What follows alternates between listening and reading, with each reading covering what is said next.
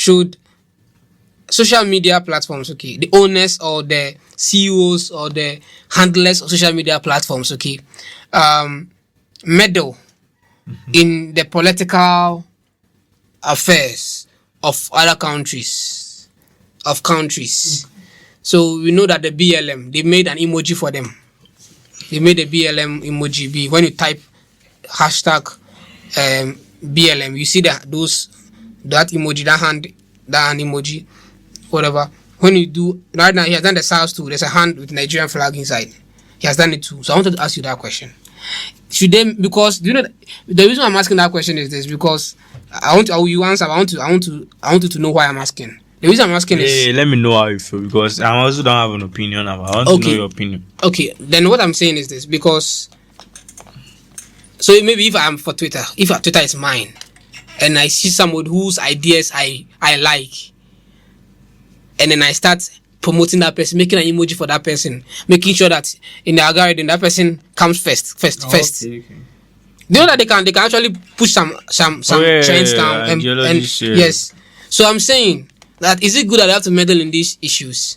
Because, for example, a conservative may say that Twitter is or Facebook is suppressing their voices by making sure that their tweets are not showing, their trends are not showing.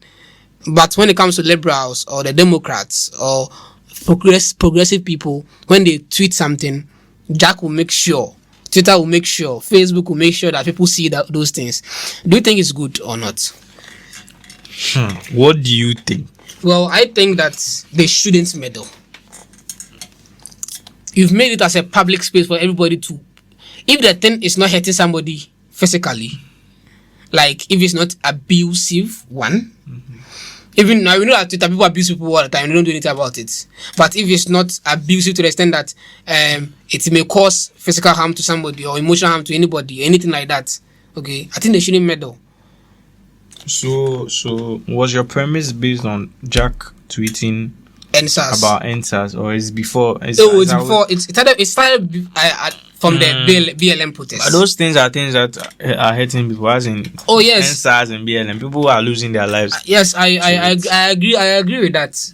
But is it how are we sure that you are doing it because of that, or because it's your ideology? We cannot be sure. How sure are we that in subsequent years, when things like that come up, they can't do that against people? One thing about every corporation, there's something called corporate social responsibility. Yes. CSR. Yeah. Every company is... It's not I think there are laws governing that. Every company, you have to have corporate CSR. Yeah. But the main thing is the brand. You have to also make the brand look very... You have to make the brand look very hospitable. You have to make the brand look like a good thing in the society. Yeah. So you have to make sure that you add your voice one way or the other. As a Twitter CEO, I think your voice is your primary tool. Aside from the money, you also would contribute to the cause.